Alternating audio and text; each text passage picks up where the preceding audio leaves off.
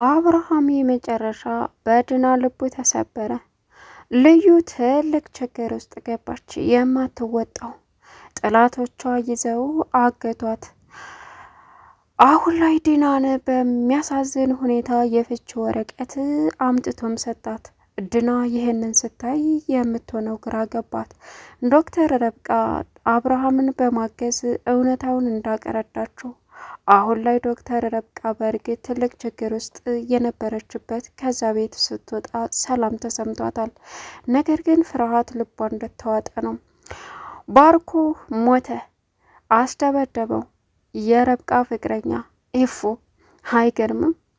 ቤቲ ደግሞ የረብቃ እህት እየተከታተላቻቸውና እዛ ቤት ለምን እንደገባች እየጠየቀችም ፍቅረኛ ማናት የሚልም ጥያቄ ጠየቀችው።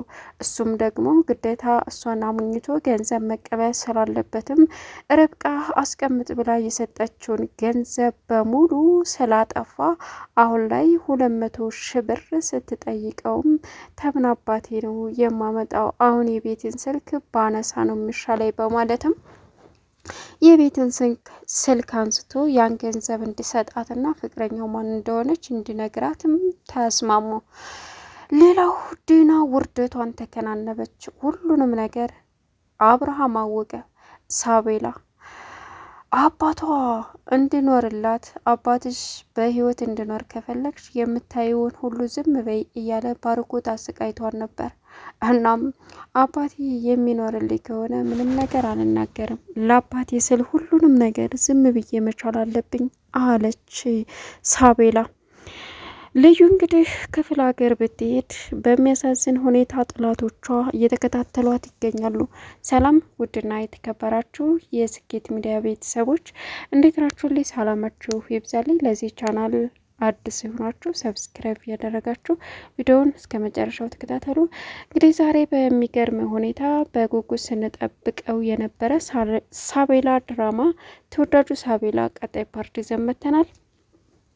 እንግዲህ ሳቤላ አባቷ የሚያስብበት የሚጨነቅበትን ነገር ምንድን ነው ምን ተፈጥሮ ነው ብትለውም እሱም ሊነግራት አልቻለም። አብርሃም አሁን ከሚወዳት ሚስቱ ከሚያከብራት የማይጠብቀውን ነገር ስላገኘ የመጨረሻ ልቡ ተሰባብሮም ይገኛል። አሁን ላይ ምን ማድረግ እንዳለበት እንኳ ግራ ስለተገባ በጸጽታ ሁሉንም ነገር ዝም ብሎ ሲኖር ሚስቱ ሆና ሚስቱ እንዳልሆነች እየተረዳ በዝምታ ቀርባ ልትረዳ ያልቻለችው መሆኗንም ግልጽ አድርጎ ነገረላት። እናም በዶክተር ረብቃ እገዛ አብርሃም የእንቅልፍ መድኃኒት እየተባለ የሚሰጠው በጣም በልቡ ውስጥ በጣም አስቸጋሪ ስለሆነና እንግዲህ የህይወቱን አደጋ ላይ የሚጥል ከቀን ቀን የሚያዳክም እንደሆነም አወቀ። እዚህ ቤት ውስጥ ታውቂያለሽ፣ ከአንቺ እጅ ውጭ ኢትዮጵያ ውስጥ እያለሁኝ የውጭ ምግብ ተጠቅሜም ሆነ ቀምሼም አላቅም ከኢትዮጵያ ውጭ ካልሆነ በስተቀር። ስለዚህ አንቺ ነሽ ማን ነው እንደዚህ ሊሰጠኝ የቻለው? የልጄ አምላክ ደርሶልኝ ልቧ ንጹሕ ስለሆነ እንጂ እስከዛሬ ሞቼ ነበረ። ከአመት አመት የልብህ ድካም ጨምሮ እኔን ድፍት እንዳደረገኝ ያደረጋችሁት ጥረት፣ ከዛ ውጭ ማንም ሰው እኔን ይህን መድኃኒት ሰጥቶ ህይወቴን ሊያሳጣኝ የሚፈልግ ሰው የለም ሲላትም እኔ ነኝ የሰጠው ብላ ግጥም ማረገችው።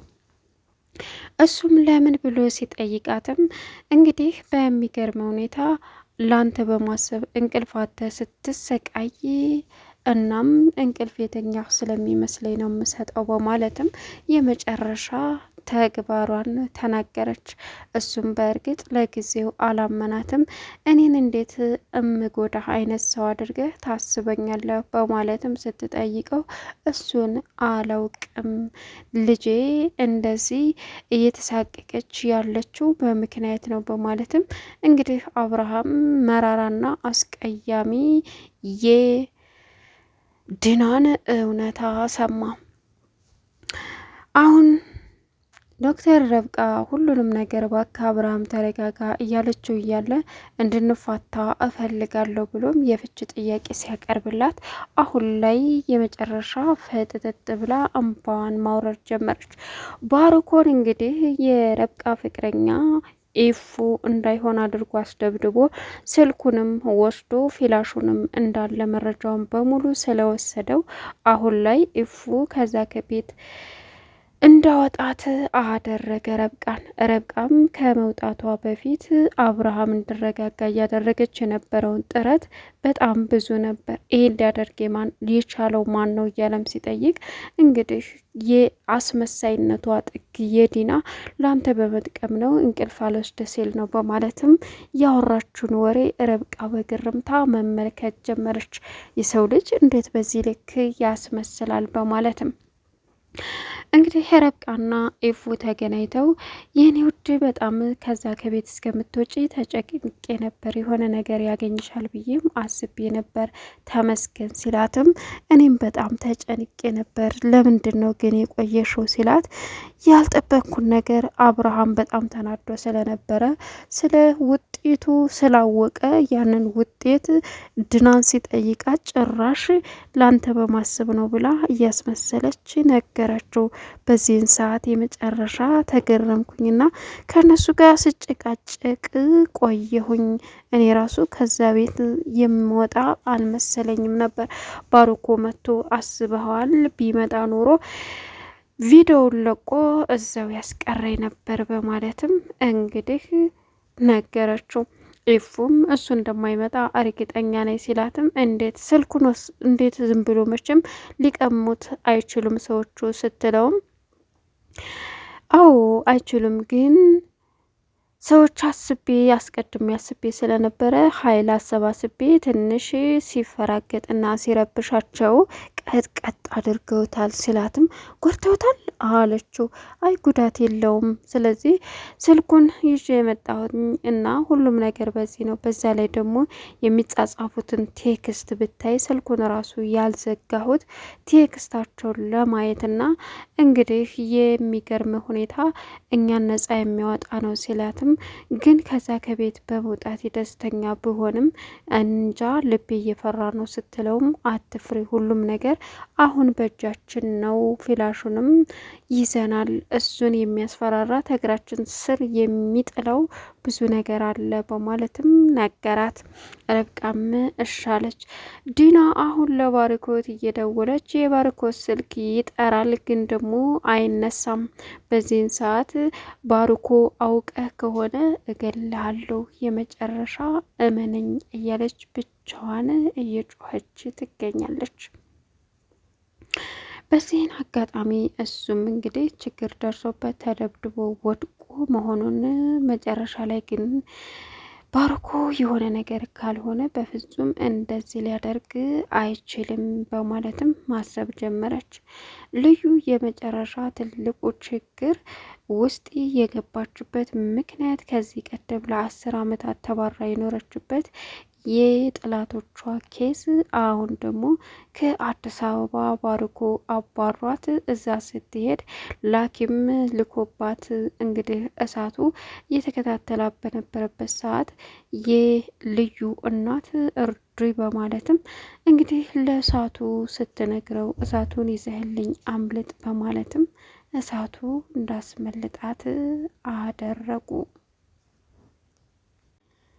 ሙልጭ ሲከተልም እንግዲህ እኔ መመለስ አለብኝ እናቴን ጥዬ አልሄድም ስትልም እውነቷን እኮ ነው እናቱ አይደሉ ሲልም አንተ ምን አገባህ? አንተን ማናደራ ሰጠህ? የኔም ማደራ ናት አለ። አንተን ይህ ህፃን ዝም ብል እባክህ፣ ማንም ማደራ አልሰጠህም። አደራ የተሰጠኝ ለእኔ ነው፣ አርፈህ አትንቀልቀል ሲለውም አንተስ ምን አገባ በማለትም ልዩ እንግዲህ የመጨረሻ አትጣሉ፣ እኔ መልሼ እናቴ ጋር እሄዳለሁ፣ እናቴ ለእኔ ብላ ብዙ ዋጋ እየከፈለች ነው ያለችው በማለትም በእርግጥ የልዩ እህት ይችን ለምን አመጣሻት? ከዚህ ሰዓት ከዚህ ጊዜ በኋላ እሷ ነገሩን አላኩሳ ላጥ ብላ ትሄዳለች፣ እኛ ግን ችግር ውስጥ እንገባለን፣ እኛ እንሞታለን። መሞታ አልፈልግም ከዚህ አባሪያት እያለች ለልዩ ያላትን ጥላቻ ስትሰነዝር እናትየዋ በጥፊ መቷት። ይችን አንድ ፍሬ ልጅ በሰው ሀገር ስትሰቃይ ኑራ ደሞ አይቼ ሳልጠግባት የጥላቶች ሲገርሙ አንቺ እንዴት የእናቷ ልጅ እህቷ እንደዚህ ትያታለሽ? በማለትም ቀውጢ አፈሉ። ሳቤላ እንግዲህ ለአባቷ የማትነግረው የዲናና የባርኮን ሚስጥር አባትሽ በህይወት እንዲኖር ከፈለግሽ ጸጥ በይ ብለው ስላስፈራሯትም ያንን ለአባቷ ሚስጥሩን ልትነግር ስትል የመጨረሻ ከፊት ለፊቷ የሚጋረጠው እነሱ ያስፈራሯት ነገር ነው። አሁን ብቻችንን ነይ ቶሎ ልጄ ምንነሽብኝ ነው የተፈጠረውን ነገር ቢላትም ልዩ ሳቤላ ምንም አልተፈጠረም አባዬ ደህና አይደለም ስትለው ትንሽ ነገር ነው ቀላል ነው አላት። አባዬ አትናደድብኝ አለችው። እንግዲህ አሁን ላይ የውስጡን ለመግለጽ በስዕል እየሳለም ይገኛል አብርሃም። ሳቤላና አብርሃም ናፈቁኝ ያሳዝናሉ ስትለውም ረብቃ ኢፉን እዛ ቤት ድጋሚ ተመልሼ እሄዳለሁ አትኝም መቼም ቢላትም አዎ እሄዳለሁ ለምን አልሄድም እኔ እኮ ዶክተር ነኝ በማንኛውም ሰዓት ሰው የመርዳት ግዴታ አለብኝ ስትለውም ኢፉ ተረጋጊ እንደዛ አይነት ነገር አታድርጊ አላት። ረብቃም ግዴታዬ ነው ሲጎዱ ለነዛችን ለአረመኔዎች ጥያቸው መምጣት የለብኝም አለች። አሁን ትልቋ ችግር የሆነችው እንግዲህ ቤቲ አሁን ላይ እየደወለች እያሰቃየችው ቀጥሯት ስለነበረ ርብቃ ስትመጣ እሷን ሲተዋት የመጨረሻ በመናደድም ላይ ታለች። እባክሽን ስልክ አንሳልኝ ኢፉ ምን ሆነ ነው? አውቀ ነው ምን ያክል እንደምወድህ ቦታ እንደምሰጥ አውቀ ነው የምትጫወትብኝ እኔ ማን እንደሆንኩ አሳያለሁ እያለች ስዝትም መጨረሻ ላይ አሁን የሷን ስልክ ረብቃ ብር ስትጠይቀው 200 የሷን ስልክ ማንሳት አለብኝ በማለትም ረብቃ እንድትዳረግ ቻናሉን ሰብስክራይብ እያደረጋችሁ መልካም ቆይታ